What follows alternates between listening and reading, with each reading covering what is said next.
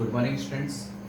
आज अपन बात करते हैं डेविडसन जर्मर एक्सपेरिमेंट। इस एक्सपेरिमेंट के थ्रू अपन लोग बात करेंगे कि किस तरीके से डेविडसन एंड जर्मर ने किसी भी पार्टिकल के वेव नेचर को किस तरीके से डिफाइन किया। क्योंकि अभी तक अपन लोग जो डिस्कस करते हुए आ रहे थे उसमें अपन लोग एक डुअल नेचर वर्ड यूज कर रहे हैं बार बार में। आई बात समझ में आप लोगों को? जब अपन लोगों ने चैप्टर स्टार्ट करा अपन लोगों ने रेडिएशन को इंसिडेंट करा। रेडिएशन क्या होता है? आप लोगों के पास एक तरीके से लाइट एनर्जी ऑफ पैकेट होता है जो सन से आता है, और आप सबको पता होता है कि जो एनर्जी होता है वो एक तरीके से जब वो ट्रैवल करता है तो in the form of wave वो ट्रैवल करता है, और उसी एनर्जी को या उसी एनर्जी के पैकेट को लेके जो रेडिएशन था उसको वेव नेचर ट्रीट करके अपन लोगों ने बहुत सा फेनोमिना जो नेचर में होते हैं उनको अपन लोगों ने एक्सप्लेन करा। और वो फेनोमिना अपन लोगों के पास इंटरफेरेंस, व्यतिकरण, ठीक, डिफ्रैक्शन, विवर्तन, ये जितने भी फेनोमिना होते हैं वो एक तरीके से रेडिएशन के या फिर लाइट के वेव नेचर को क्या करते हैं? एक्सप्लेन करते हैं। ठीक, फिर आइंस्टीन आए, उन्होंने एक एक्सपेरिमेंट करा जिसको अपन लोगों ने बोला फोटो इलेक्ट्रिक इफेक्ट एक्सपेरिमेंट, जिनमें उन्होंने क्या करा कि उन्होंने देखा कि एक रेडिएशन, एक सफिशिएंट एनर्जी, सफिशिएंट फ्रीक्वेंसी का एक रेडिएशन जब किसी एक मेटल सरफेस पर इंसिडेंट होता है तो वो radiation, it means packet of energy जिसको अपन लोग फोटोन बोलते हैं, वो फोटोन इलेक्ट्रॉन से इंटरेक्शन करके उस इलेक्ट्रॉन को सिस्टम से बाहर निकाल देता है। और यहां पर अपन लोगों ने डिस्कस भी करा था कि जैसे जैसे इंटेंसिटी इंक्रीज होती जाती है, इट मींस इंटेंसिटी इंक्रीज होने का मतलब नंबर ऑफ फोटोन अगर इंक्रीज होते जाते हैं तो अपन लोगों ने नोटिस क्या करा था कि एमिट होने वाले नंबर ऑफ इलेक्ट्रॉन भी क्या होते जाते हैं अपन लोगों के पास? इंक्रीज होते जाते हैं। इट मींस अपन लोगों ने यहाँ पर बात क्या देखा कि जितने फोटोन आ रहे हैं उतने इलेक्ट्रॉन जा रहे हैं, मतलब हर एक फोटोन एक इलेक्ट्रॉन के साथ क्या कर रहा है? इंटरेक्शन कर रहा है। तो यहाँ पे इंटरेक्शन करना है, इट मींस एक तरीके से फोटोन आ रहा है, इलेक्ट्रॉन से जाके क्या कर रहा है? कॉलिजन कर रहा है और अपना सारा एनर्जी किसको ट्रांसफर कर रहा है? फ्री इलेक्ट्रॉन को ट्रांसफर कर रहा है। इलेक्ट्रॉन उस एनर्जी को क्या करता है? टू पार्ट्स में डिवाइड करता है फटाफट से। सबसे पहले न्यूक्लियस से अपना बॉन्ड ब्रेक करके सरफेस तक आता है, उसके बाद जो भी रिमेनिंग एनर्जी होता है उससे काइनेटिक एनर्जी गेन करके सिस्टम छोड़कर बाहर चला जाता है। तो यहां पे फोटोन का आना, इलेक्ट्रॉन से स्ट्राइक करना, इट मींस यहां पर फोटोन अपना कौन सा नेचर शो कर गया? पार्टिकल, क्योंकि पार्टिकल नेचर जो होता है वो कॉलिजन को क्या करता है? रिप्रेजेंट करता है। तो यहां पे फोटोन आया, इलेक्ट्रॉन से स्ट्राइक करा, इलेक्ट्रॉन को सिस्टम से बाहर निकाल दिया उसने, फेंक दिया उसको बाहर उसने। तो यहाँ पे जो रेडिएशन था, जो अभी तक लोग बाग मानते होते हैं कि वेव नेचर है, वेव नेचर है, वेव नेचर है, आइंस्टीन ने उसको पार्टिकल नेचर प्रूव करा। तो यहां पर एक बात समझ में आई कि हर एक सिस्टम अपने पास क्या रखता है? डुअल नेचर रखता है। वही रेडिएशन किसी को वेव नेचर शो कर रहा है, जिसको वेव नेचर देखना है उसको वेव नेचर शो कर रहा है, जिसको पार्टिकल नेचर देखना है उसको पार्टिकल नेचर शो कर रहा है। अरे बात समझ लोगों, तो वहां पे एक रेडिएशन अपने दोनों नेचर शो कर रहा है। तो ऐसी कंडीशन पे कॉन्ट्राडिक्शन आया। इस कॉन्ट्राडिक्शन को, ठीक, कि वेव नेचर भी शो कर रहा है, पार्टिकल नेचर भी शो कर रहा है, तो यहां पे डी ब्रोगली ने देखा कि जब एक वेव जिसको अपन शुरू से continuously as a wave consider करते हुए आ रहे थे, ट्रीट कर रहे थे एज अ वेव, तो ने कहा कि जब एक वेव पार्टिकल की तरह ट्रीट कर सकती है तो क्या एक पार्टिकल वेव की तरह ट्रीट कर सकता है? तो ऐसी कंडीशन पे डी ब्रोगली ने अपनी एक हाइपोथेसिस दी, और वो हाइपोथेसिस अपन लोगों ने लास्ट लेक्चर में डिस्कस भी करी थी, जिसमें अपन लोगों ने देखा था कि किस तरीके से डी ब्रोगली ने एक स्टेटमेंट दिया था कि a wave is associated with a moving particle. और अरे बस समझे आप लोगों को, इट मींस हर एक मूविंग पार्टिकल के साथ एक वेव क्या होती है? आप लोगों के पास एसोसिएट होती है। तो उनका कहने का मतलब है कि अगर एक वेव पार्टिकल नेचर शो कर सकता है तो एक पार्टिकल भी बहुत इजीली अपना वेव नेचर क्या कर सकता है? शो कर सकता है। और वो वेव जो उस मैटर के साथ, उस पार्टिकल के साथ, उस कण के साथ जो एसोसिएट होती है, संलग्न होती है, उस वेव को अपन लोग क्या बोलते हैं? मैटर वेव बोलते हैं। और उससे रिलेटेड जो वेवलेंथ होती है, तरंग दैर्ध्य होती है, उसको अपन डी ब्रोगली तरंग दैर्ध्य बोलते हैं। आई बात समझ? और उसको किस तरीके से प्रूफ करता है? याद करिए अपन लोगों ने इसको इस तरीके से करता कि E equal to H nu, ठीक। सेकंड फॉर्मूला आप लोगों के पास क्या होता है? E equal to mc square, ठीक। ये आप लोगों के पास एक तरीके से क्या होता है? ये आप लोगों के पास मैक्स प्लैंक थ्योरी होती है, और ये आप लोगों के पास एक तरीके से क्या होता है? आइंस्टीन फॉर्मूला होता है, या इसको अपन एक तरीके से एनर्जी मास रिलेशन भी बोलते हैं,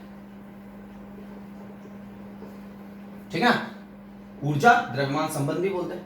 तो ऐसी कंडीशन पे अपन लोगों सी क्या होता है आप लोगों के पास, सी एक तरीके से स्पीड ऑफ रेडिएशन होता है या स्पीड ऑफ लाइट होती है, जिसको नॉर्मली अपन आगे जाके यहाँ पे वी से भी रिप्रेजेंट कर सकते हैं इसको।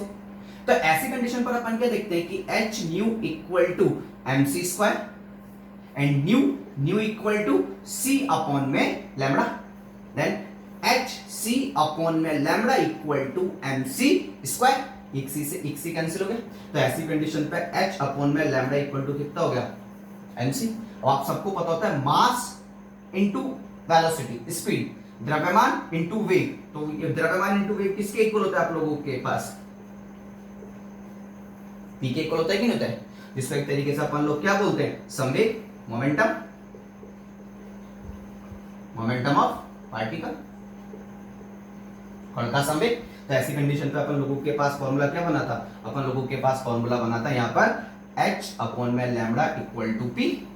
तो यहाँ से आप लोगों के पास लैम्बडा इक्वल टू कितना गया था, h अपॉन में p। ये एक रिलेशन दिया था किन्होंने, डी ब्रोगली ने, एक हाइपोथेसिस था, उन्होंने थियोरेटिकल इसको जैसा भी उनको लगा उन्होंने इसको एक्सप्लेन करा। अरे बस में अब आप सबको पता होता है कि मोमेंटम होता है मास इनटू वेलोसिटी, मास किसके पास होता है, पार्टिकल के पास। इट मींस यहाँ पे जो ये मोमेंटम है, ये जो मोमेंटम है ये एक तरीके से पार्टिकल नेचर को रिप्रेजेंट कर रहा है, कणीय प्रकृति को क्या कर रहा है, व्यक्त कर रहा है। और जो लैम्बडा होता है, लैम्बडा आप लोगों के पास क्या होता है, वेवलेंथ, तरंगदैर्घ्य। और तरंगदैर्घ्य किसके साथ एसोसिएटेड होती है, कौन से नेचर के साथ एसोसिएटेड होती है, वेव नेचर के साथ एसोसिएट होती है। तो ऐसी कंडीशन पे यहां पर अगर मैं सिंपल सी बात करूं तो जो लैम्बडा है ये किसको रिप्रेजेंट कर रहा है, वेव नेचर को रिप्रेजेंट कर रहा है। जबकि जो p है ये एक तरीके से मोमेंटम है, जो संवेग है m इंटू v ये एक तरीके से कौन से नेचर को रिप्रेजेंट कर रहा है, पार्टिकल नेचर को रिप्रेजेंट कर रहा है। तो इस तरीके से डी ब्रोगली ने यहां पर एक हाइपोथेसिस, मतलब एक उनको जो भी लगा उन्होंने एक फार्मूला ड्राइव करा, lambda equal to h upon में p, और उन्होंने बताया कि हर एक मूविंग पार्टिकल के साथ एक वेव क्या होती है आप लोगों के पास, एसोसिएटेड होती है। और उस एसोसिएटेड वेव को ही अपन क्या बोलते हैं, एक तरीके से मैटर वेव बोलते हैं, और उससे रिलेटेड वेवलेंथ को अपन क्या बोलते हैं, डी ब्रोगली वेवलेंथ बोलते हैं। लेकिन ये उन्होंने केवल एक थियोरेटिकल इसको डिफाइन करा और एक रिलेशन दिया, लेकिन अपन बिलीव कब करते हैं, जब उसको एक्सपेरिमेंटली प्रूव करें। और इसको एक्सपेरिमेंटली प्रूव करा किसने, डेविडसन एंड जर्मन ने। डेविडसन और जर्मन ने इसको एक्सपेरिमेंटली प्रूव करने के लिए उन्होंने पूरा का पूरा एक एक्सपेरिमेंटल सेटअप बनाया। एक्सपेरिमेंटल सेटअप में इस तरीके से उन्होंने एक अपने पास कुछ एक्सपेरिमेंटल सेटअप बनाया जो कि पूरी तरीके से क्या होता है, एक वैक्यूम में होता है। आ रही बात समझ में आप लोगों को, ठीक। तब अपन देखते हैं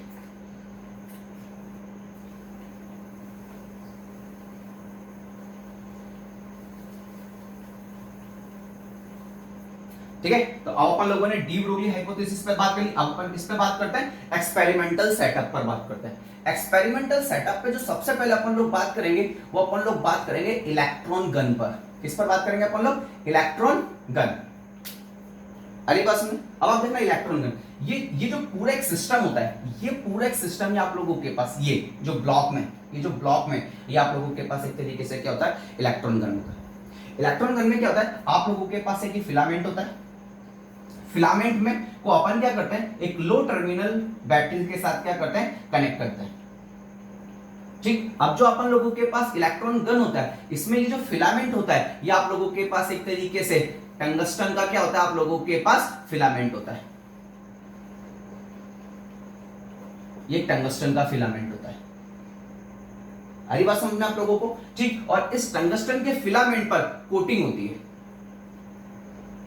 और वो कोटिंग आप लोगों के पास किसकी होती है, वो कोटिंग आप लोगों के पास एक तरीके से जो होती है, ये आप लोगों के पास कोटिंग होती है बेरियम ऑक्साइड की। किसकी कोटिंग होती है आप लोगों के पास, ये बेरियम ऑक्साइड की कोटिंग होती है। आ रही बात में, बेरियम ऑक्साइड की कोटिंग क्यों करते हैं, बेरियम ऑक्साइड की कोटिंग इसलिए करते हैं, टंगस्टन फिलामेंट अपन लोग इसलिए लेते हैं क्योंकि अपन अगर इस पर लो टर्मिनल बैटरी भी अगर लगाते हैं और जैसे अपन सिस्टम में करंट फ्लो करते हैं, तो एक जैसे फिलामेंट में करंट फ्लो होता है तो एकदम से फिलामेंट क्या करता है, हीट करता है, गर्म होता है, और गर्म होते ही ये एकदम से इलेक्ट्रॉन का क्या स्टार्ट कर देता है, एमिशन स्टार्ट कर देता है। इट मींस अगर मैं यहां पर बात करूं तो जैसे करंट फ्लो हुआ फिलामेंट में, फिलामेंट हीटअप हुआ, गर्म हुआ, और जैसे ही गर्म हुआ ये इलेक्ट्रॉन का क्या स्टार्ट कर देगा, एमिशन स्टार्ट कर देगा। इट मींस अगर मैं सिंपल सी बात करूं तो यहां पर एक तरीके से क्या है, थर्मियोनिक एमिशन हो रहा है। अरे बस में यहां पर आप लोगों के पास एक तरीके से क्या है, थर्मियोनिक एमिशन हो रहा है, ऊष्मीय उत्सर्जन हो रहा है, जिसमें आप किसी भी सिस्टम को अगर थोड़ा सा भी हीट देते हैं तो एनर्जी इलेक्ट्रॉन, वो हीट को इलेक्ट्रॉन क्या करता है, इलेक्ट्रॉन उस एनर्जी को, उस हीट को एब्जॉर्ब करता है, न्यूक्लियस से अपना बॉन्ड ब्रेक करके सरफेस तक आता है और सिस्टम छोड़कर बाहर चला जाता है। तो इस तरीके का जो एमिशन होता है, उत्सर्जन होता है, उसको अपन क्या बोलते हैं, थर्मियोनिक एमिशन बोलते हैं। तो अपन लोग क्या देखते हैं कि अपन यहां पर अगर लो टर्मिनल बैटरी भी लगाते हैं तो उस वजह से एक नॉर्मली क्या होता है कि जो फिलामेंट होता है उसमें एक तरीके से थर्मियोनिक एमिशन होता है।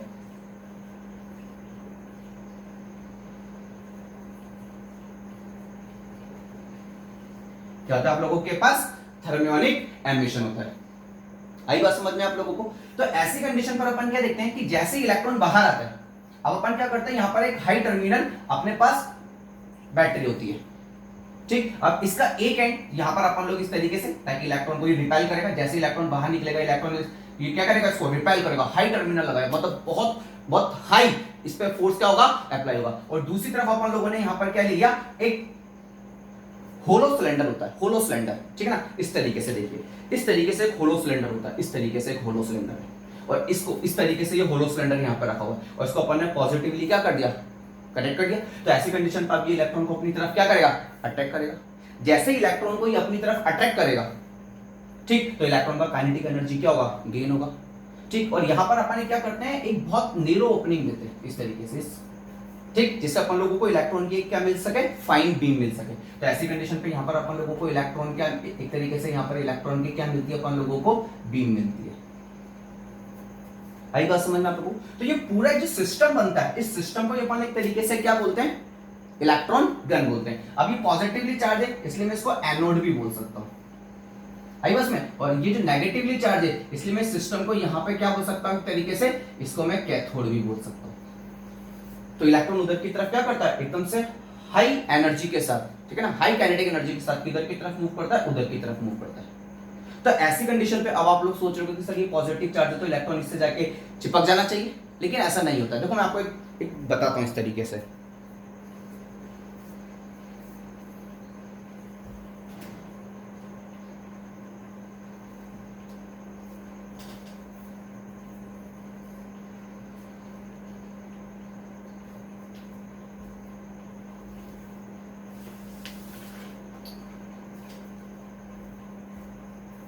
देखिए इस तरीके का होलो सिलेंडर होता है, इस तरीके का, जैसे ये होलो है ना बिल्कुल, इस तरीके का एक होलो सिलेंडर होता है। अभी चारों तरफ से पॉजिटिवली चार्ज है। अब इलेक्ट्रॉन अगर मूव भी करता है तो जितना अट्रैक्शन ऊपर लग रहा है उतना अट्रैक्शन नीचे, उतना अट्रैक्शन इधर, उतना ही, तो हर जगह पर इस पे जो फोर्स लगता है उस फोर्स की वैल्यू क्या होती है, इक्वल होती है। इस वजह से एकदम सीधा क्या करता है, एकदम से मूव करता है। तो ये ना तो ऊपर जाएगा, ना नीचे जाएगा, ना साइड में जाएगा, एकदम क्या करेगा, स्ट्रेट पाथ में ही क्या करेगा, मूव करेगा। तो इस तरीके से ये पूरा जो सिस्टम होता है, ये अपन लोगों के पास, ये जो पूरा सिस्टम होता है, ये अपन लोगों के पास क्या होता है, इलेक्ट्रॉन गन होता है। एक बार वापस रिवीजन करते हैं, इलेक्ट्रॉन गन। इस इलेक्ट्रॉन गन में सबसे पहले क्या होता है, टंगस्टन फिलामेंट होता है जिसपे कोटिंग होती है, किसकी, बेरियम ऑक्साइड की। बेरियम ऑक्साइड की कोटिंग क्यों करते हैं, क्योंकि जैसे अपन लो टर्मिनल बैटरी से इसको कनेक्ट करते हैं, ठीक, वैसे ही फिलामेंट क्या होता है, हीटअप, गर्म होता है, और इलेक्ट्रॉन का क्या स्टार्ट कर देता है, एमिशन स्टार्ट। जैसे इलेक्ट्रॉन का एमिशन होता है, अपन आगे हाई टर्मिनल बैटरी मिल जाती है उसको, जिसमें एक तरफ तो इलेक्ट्रॉन को रिपेल करता है, दूसरी तरफ इलेक्ट्रॉन को क्या करता है, अट्रैक्ट करता है। इस वजह से इलेक्ट्रॉन की काइनेटिक एनर्जी एकदम से क्या हो जाती है, बहुत ज्यादा इंक्रीज हो जाती है। सारी बात समझ आप लोगों को। अब जैसे जैसे यहाँ पे अगर अपन बैटरी, अब ये जो साइन होता है, ये जो साइन होता है ये वेरिएबल साइन होता है, मतलब अपन बैटरी के वोल्टेज को चेंज क्या कर सकते हैं, अपन लोग अपने अकॉर्डिंग एडजस्ट कर सकते हैं। अब जैसे जैसे ये वोल्टेज बढ़ता जाएगा, यहाँ पे पॉजिटिव और यहाँ पे नेगेटिव टर्मिनल बढ़ता जाएगा, जैसे पॉजिटिव और नेगेटिव इंक्रीज होगा तो फैक्ट है इलेक्ट्रॉन की काइनेटिक एनर्जी वैसे इंक्रीज हो जाएगी। और अगर मैं बैटरी को, इसके वोल्टेज को डिक्रीज करूंगा तो काइनेटिक एनर्जी भी क्या होती जाएगी, डिक्रीज होती जाएगी। वो वोल्टेज में अपने अकॉर्डिंग क्या कर सकता हूं, एडजस्ट कर सकता हूं। बिल्कुल जैसा सही लगेगा मैं वैसा उस वोल्टेज को क्या करूंगा, अपने अकॉर्डिंग एडजस्ट करेंगे। आ रही बात समझ में आप लोगों को, ठीक। उसके बाद जो नेक्स्ट अपन लोगों के पास होता है, ठीक, देखना आप लोग, जो नेक्स्ट अपन लोगों के पास है, नेक्स्ट है अपन लोगों के पास सेकंड, नेक्स्ट है अपन लोगों के पास निकल क्रिस्टल। ये आप लोगों के पास होता है एक तरीके से निकल क्रिस्टल।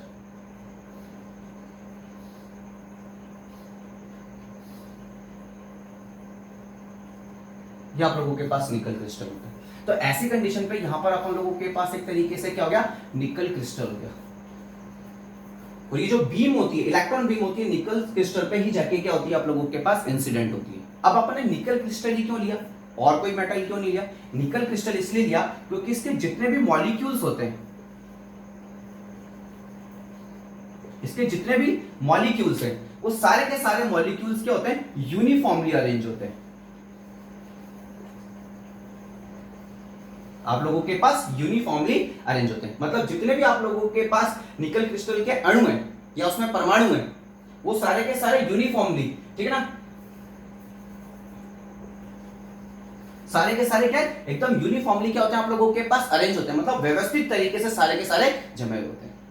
व्यवस्थित तरीके से किस तरीके से सर? सॉलिड के तो सारे जो क्रिस्टल होते हैं, मॉलिक्यूल्स होते हैं, वो सारे के सारे जो लैटिस होता है सारा का सारा यूनिफॉर्मली क्या होता है, अरेंज होता है। लेकिन निकल क्रिस्टल में क्या होता है कि सपोज अगर निकल क्रिस्टल के मॉलिक्यूल्स इस तरीके से अरेंज हैं, निकल क्रिस्टल के मॉलिक्यूल्स अगर सपोज इस तरीके से अरेंज हैं, तो आप लोग क्या नोटिस करेंगे, अपन लोग क्या नोटिस करते हैं कि निकल, अगर इन दोनों मॉलिक्यूल्स के बीच का डिस्टेंस अगर डी है, तो फैक्ट है कि इसके नीचे जस्ट जो मॉलिक्यूल का डिस्टेंस होगा वो भी क्या होगा, डी। मतलब इतना यूनिफॉर्मली अरेंज होता है, जितना इसके आगे पीछे ऊपर नीचे जितने भी मॉलिक्यूल्स होंगे सब एकदम यूनिफॉर्मली क्या होते हैं आप लोगों के पास अरेंज होते हैं।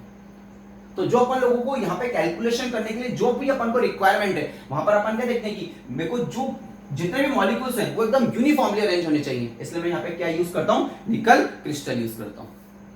जबकि जितने भी आप लोगों के पास मटेरियल है, जितने भी मेटल है, उनमें इस तरीके से आप लोगों के पास जो मॉलिक्यूल का अरेंजमेंट है वो इतना परफेक्टली नहीं होता है।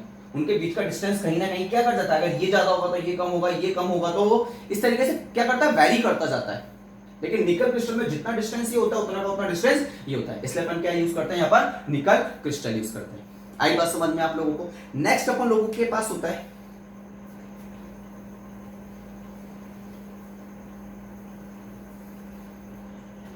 अपन लोगों के पास होता है मूवेबल डिटेक्टर।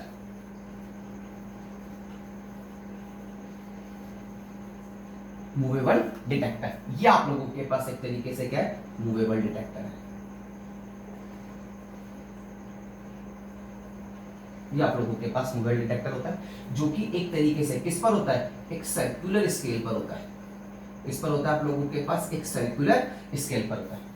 आई बात समझ में? तो जो भी इलेक्ट्रॉन निकल क्रिस्टल पे जाकर इंसिडेंट हुआ, जब वो लौटकर वापस आता है, ठीक, और जब इलेक्ट्रॉन लौटकर वापस आता है, ठीक, तो उसको कौन डिटेक्ट करता है, ये मूवेबल डिटेक्टर क्या करता है, डिटेक्ट करता है। आगे बात सुने। और ये मूवेबल डिटेक्टर पीछे किससे कनेक्ट होता है, ये पीछे गैल्वेनोमीटर से कनेक्ट होता है। किससे कनेक्ट होता है, गैल्वेनोमीटर से। और गैल्वेनोमीटर आप सबको पता है एक डिवाइस होता है जो कि करंट क्या करता है, मेजर करता है। तो ऐसी कंडीशन पे अपन देखते हैं कि गैल्वेनोमीटर के थ्रू अपन इजीली, हाँ, अपन को पता लग जाएगा, क्योंकि अपन को डिफ्लेक्शन मिलते ही अपन को पता लग जाएगा कि हाँ करंट फ्लो हो रहा है। तो इसलिए अपन लोग क्या करते हैं, मूवेबल डिटेक्टर के जस्ट पीछे क्या लगाते हैं, गैल्वेनोमीटर। और गैल्वेनोमीटर को अपन किससे कनेक्ट कर देते हैं, अर्थ से कनेक्ट कर देते हैं। उसकी क्या कर देते हैं अपन लोग, अर्थिंग कर देते हैं एक तरीके से। आगे बात समझ में आप लोगों को? तो ऐसी कंडीशन पे एक अपन लोगों के पास होता है मूवेबल डिटेक्टर, जो कि एक तरीके से किस पर होता है, सर्कुलर स्केल पर होता है। और जैसे जैसे अपन इसको रोटेट, अलग अलग एंगल पे इसको अपन इजीली क्या कर सकते हैं, रोटेट कर सकते हैं। आगे बस में अब इलेक्ट्रॉन स्ट्राइक करके जब लौटकर वापस आता है, तो यहां पर ये जो एंगल बनता है, इस एंगल को आगे जाके अपन लोग क्या बोलेंगे, इस एंगल को आगे जाके अपन लोग स्कैटरिंग एंगल बोलेंगे। क्या बोलेंगे अपन इसको, एक तरीके से स्कैटरिंग एंगल बोलेंगे। आई बात समझ में आप लोगों को बेटा? तो इस तरीके से अपने पास इस पूरे एक्सपेरिमेंटल सेटअप पे, आई बात में, एक तो अपन लोगों के पास मूवेबल डिटेक्टर हो गया, एक अपन लोगों के पास निकल क्रिस्टल हो गया, ठीक, एक अपन लोगों के पास पूरा का पूरा एक इलेक्ट्रॉन गन हो गया। आई बात समझ में आप लोगों को? अब अपन बात करते हैं इसकी, हाँ बेटा, अब अपन बात करते हैं working of Davidson Germer experiment, कि किस तरीके से ये पूरा का पूरा जो एक्सपेरिमेंट है किस तरीके से वर्क करता है। लेकिन इसकी वर्किंग पर बात करने से पहले अपन एक टर्म पे बात करते हैं, और वो टर्म है अपन लोगों के पास डिफ्रैक्शन। वो टर्म है आप लोगों के पास डिफ्रैक्शन। इट मीन्स अगर मैं सिंपल सी बात करूं तो हिंदी में विवर्तन। ये डिफ्रैक्शन और विवर्तन वाला जो टॉपिक है, ठीक, इसको अपन लोग 12th क्लास में वेव ऑप्टिक्स में, तरंग प्रकाशिकी में डिटेल में अपन बेटा क्या करेंगे, इस पर बात करेंगे। लेकिन यहाँ पर डिफ्रैक्शन यूज होगा, वर्ड यूज होगा, ये टर्म यूज होगी, तो अपन को इसका थोड़ा सा अपन यहाँ पे इसका क्या ले लेते हैं, पता कर लेते हैं कि हाँ नॉर्मली डिफ्रैक्शन होता है। एक तरीके से डिफ्रैक्शन क्या होता है, वो फेनोमिनन है जिसमें जब कोई वेव, ठीक है ना, किसी कॉर्नर या एज से पास होती है, तो उस कॉर्नर या एज से किसी भी वेव का बैंड होना ही आप लोगों के पास क्या होता है, डिफ्रैक्शन होता है। ठीक है, इसको अपन एक एग्जांपल के थ्रू एक्सप्लेन करते हैं। जैसे सपोज मेरे पास कोई भी एक ऑब्स्टेकल है, कोई भी एक अवरोधक है मेरे पास, ये मेरे पास एक ऑब्स्टेकल है या फिर एक अवरोधक है, ठीक, इस तरीके से इस तरीके से मेरे पास एक ही ऑब्स्टेकल या अवरोधक है, ठीक। यहां से अगर मैं बात करता हूं तो सपोज इस तरीके से एक रेडिएशन आ रहा है, इस तरीके से रेडिएशन आ रहे हैं अपने पास, बेटा इस तरीके से रेडिएशन आ रहे हैं अपने पास। आई बात समझ में आप लोगों को, ठीक। अब यहाँ पर अपन लोगों ने क्या लगा दिया, स्क्रीन लगा दिया, इसको अपन नॉर्मली क्या बोलते हैं, स्लिट बोलते हैं, ठीक।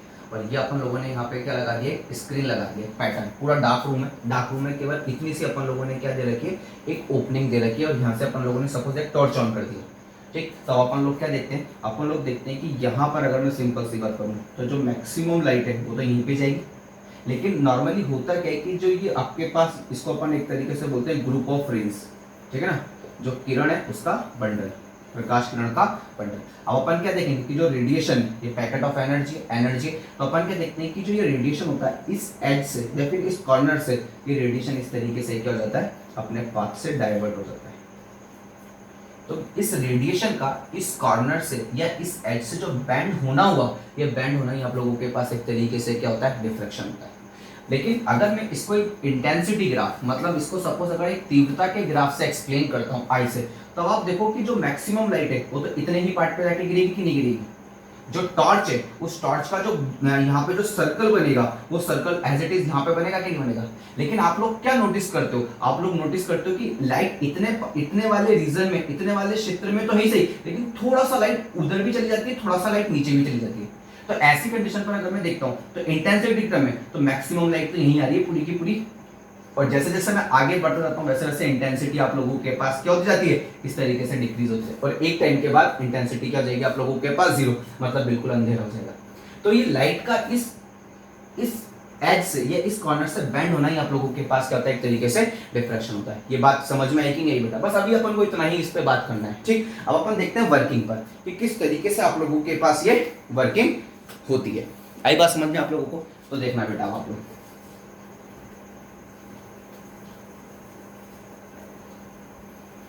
अब अपन बात करते हैं वर्किंग पर।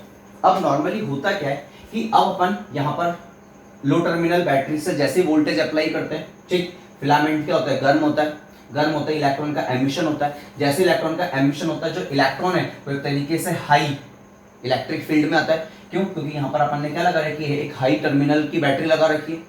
तो जैसे यहाँ पर एक हाई इलेक्ट्रिक फील्ड जनरेट होता है, ये पॉजिटिवली चार्ज है, ये नेगेटिवली चार्ज है, तो इलेक्ट्रॉन इधर की तरफ एक काइनेटिक एनर्जी क्या करता है, अपनी गेन करता है, और एक हाई काइनेटिक एनर्जी से इधर की तरफ मूव करता है, इधर की तरफ मूव करता है। मैंने आपको बताया था कि जो ये एनोड है ये एक तरीके से होलो सिलेंडर है। ये इलेक्ट्रॉन बीम जैसे इसमें से पास होती है वो जाके डायरेक्ट किस पर इंसिडेंट होती है, निकल क्रिस्टल पर इंसिडेंट होती है।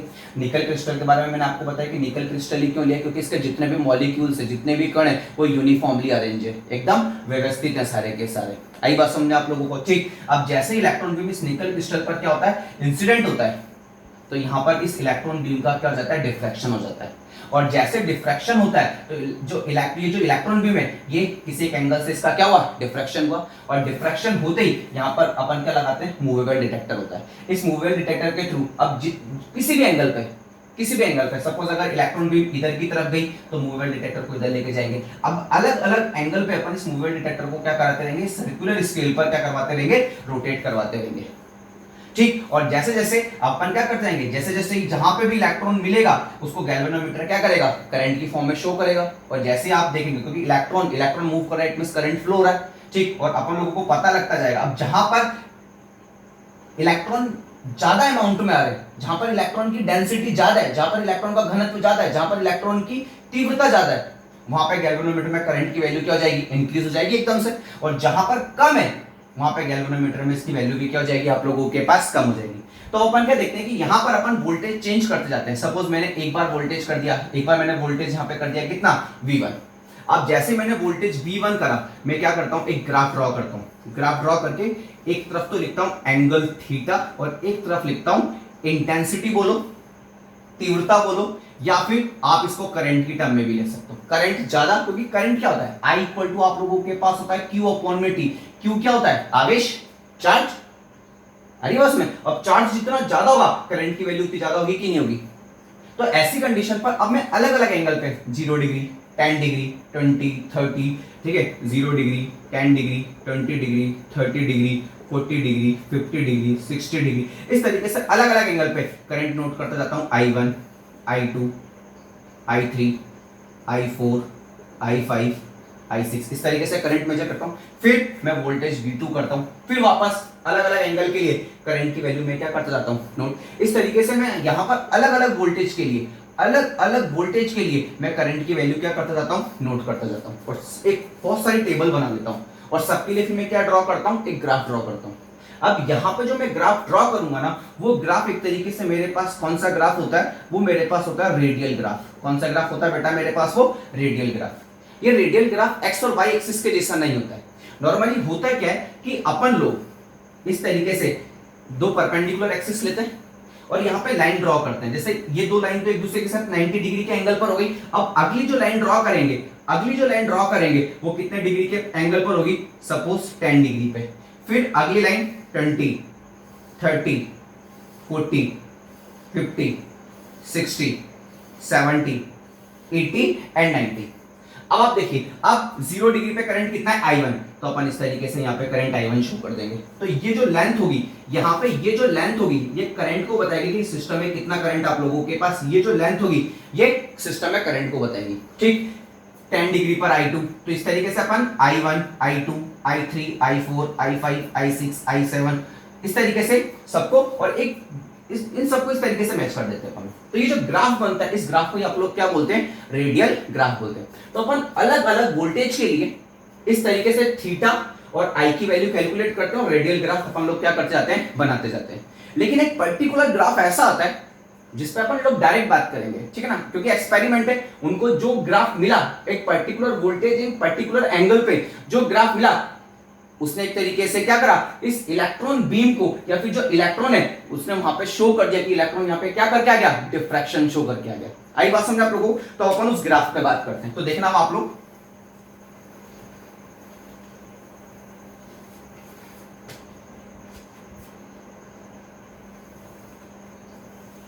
ठीक, और वो वोल्टेज था अपन लोगों के पास 54 वोल्ट और वो एंगल है आप लोगों के पास 50 डिग्री। आई बात समझ में आप लोगों को। तो ये एंगल, ठीक है ना, ये एंगल तो आप लोगों के पास एक तरीके से कितना जाएगा, 50 डिग्री, और वोल्टेज अपन लोगों ने कितना दे दिया, 54 वोल्ट दे दिया। तो ऐसी कंडीशन पर अपन क्या देखते हैं, वही रेडियल ग्राफ ड्रॉ करते हैं और रेडियल ग्राफ ड्रॉ करने पर अपन लोगों को कुछ इस तरीके का एक ग्राफ मिलता है, इस तरीके का एक ग्राफ मिलता है।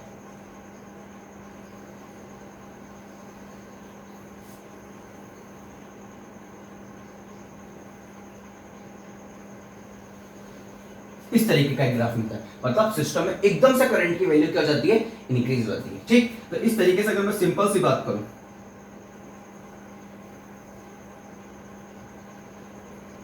ठीक, और ये एंगल मेरे पास कितना है, ये एंगल है मेरे पास 50 डिग्री, और जो वोल्टेज है वो वोल्टेज एक तरीके से मेरे पास कितना है, 54 वोल्ट। तो 50 डिग्री पर और 54 वोल्ट पर मुझे सिस्टम में एकदम से क्या मिलता है, पीक पॉइंट मिलता है। और आप खुद देखो कि ये पीक पॉइंट, अभी मैंने आपको थोड़ी देर पहले बताया था, ये इसी तरीके से आगे बढ़ता जाएगा, इस तरीके से आगे बढ़ता जाएगा, और ये पीक पॉइंट एक तरीके से कौन सा पैटर्न का होता है, डिफ्रैक्शन पैटर्न का होता है।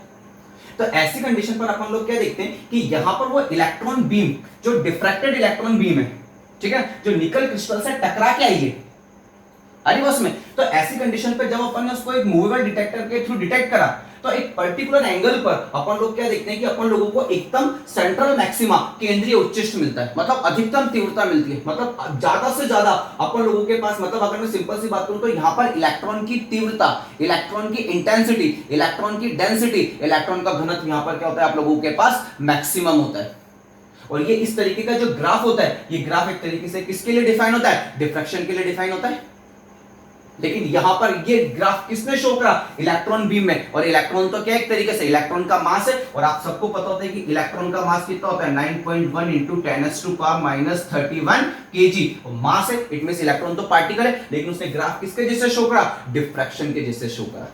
तो यहां पर जो इलेक्ट्रॉन बीम है वो एक तरीके से अपना कौन सा नेचर शो कर गया, यहां पर इलेक्ट्रॉन जो बीम है या फिर इलेक्ट्रॉन जो पार्टिकल है, वो पार्टिकल होने के साथ साथ किसी एक पर्टिकुलर वोल्टेज और पर्टिकुलर एंगल पर अपना कौन सा नेचर शो कर गया, वेव नेचर शो कर गया। तो ऐसी कंडीशन पर अगर इलेक्ट्रॉन आता है मन में क्वेश्चन कि सर अब मान लेते हैं कि चलो इलेक्ट्रॉन वेव नेचर शो कर गया, तब आप ये बताइए कि उस इलेक्ट्रॉन के साथ जो वेव एसोसिएट है, उस इलेक्ट्रॉन के साथ जो वेव जो तरंग संलग्न है, उसकी तरंग दैर्ध्य क्या है। तो ऐसी कंडीशन पर अगर मैं सिंपल सी बात करूं तो अपन उस तरंग को कैलकुलेट करते हैं, उस तरंग दैर्ध्य को कैलकुलेट करते हैं। तो आप सबको पता है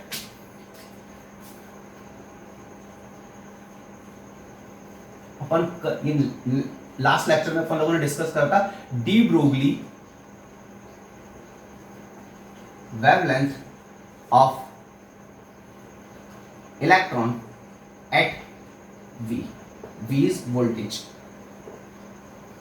It means विभव, मतलब V विभव पर इलेक्ट्रॉन की तरंग दैर्ध्य, इलेक्ट्रॉन की तरंग दैर्ध्य। और आप सबको पता है उसका फॉर्मूला आप लोगों के पास कितना होता है, लैम्बडा ई इक्वल टू कितना होता है 12.27 अपॉन में रूट में V।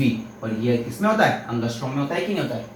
तो ऐसी कंडीशन पे आप सबको पता है यहाँ पर V का वैल्यू आप लोगों के पास कितना है 54 वोल्ट है कि नहीं आप लोगों के पास, आई बात में। तो ऐसी कंडीशन पे आप लोगों के पास लैम्बडा E इक्वल टू आप लोगों के पास 12.27 एंगस्ट्रॉम अपॉन में रूट में कितना जाएगा आप लोगों के पास 54 हो जाएगा कि नहीं जाएगा। और जब आप इसको सॉल्व करेंगे तो अप्रॉक्स जो वैल्यू आएगी वो आपके पास आएगी 1.67 एंगस्ट्रॉम। आई बात समझ में आप लोगों को। तो आप लोग क्या देख रहे हैं कि इलेक्ट्रॉन के साथ जो तरंग है, ठीक है ना, जो तरंग जो वेव एसोसिएट है उसकी जो वेवलेंथ है, उसकी जो तरंग दैर्ध्य है वो आप लोगों के पास कितनी है 1.67 एंगस्ट्रॉम। तो इस तरीके से डेविडसन जर्मन ने बताया कि यहां पे जो इलेक्ट्रॉन मूव कर रहा है उस इलेक्ट्रॉन के साथ जो वेव एसोसिएट है उस वेव की वेवलेंथ आप लोगों के पास कितनी है 1.67 एंगस्ट्रॉम है। आ रही बात समझ में आप लोगों को। तो ऐसी कंडीशन पे डेविडसन जर्मन ने इस एक्सपेरिमेंट के थ्रू एक इलेक्ट्रॉन लिया, ठीक, और इस इलेक्ट्रॉन बीम को एक पर्टिकुलर वोल्टेज देके एक पर्टिकुलर एंगल पर उनको जो डिफ्रैक्टेड इलेक्ट्रॉन बीम मिली उसने अपना एक पैटर्न शो करा जो कि किसके पैटर्न के इक्वल था, डिफ्रैक्शन पैटर्न के इक्वल था। और जब वो डिफ्रैक्शन पैटर्न के इक्वल हो तो उन्होंने और आगे इसको सॉल्व करा तो उन्होंने देखा कि उस इलेक्ट्रॉन के साथ जो मैटर वेव एसोसिएट है, ठीक है ना, उस मैटर वेव की जो वेवलेंथ है, जो तरंग दैर्ध्य है वो कितनी थी 1.67 एंगस्ट्रॉम। जो ये शो करते कि हर एक गतिशील कण के साथ एक तरंग क्या होती है आप लोगों के पास संलग्न होती है। आई बात समझ में आप लोगों को बेटा, ठीक, इसको अच्छे से पढ़िए और कोई भी डाउट हो तो आप लोग मेरे से क्या कर सकते हैं, डिस्कस कर सकते हैं, कॉल करके बात कर सकते हैं या फिर आप लोग व्हाट्सएप के थ्रू मेरे से डिस्कस कर सकते हैं। थैंक यू बेटा।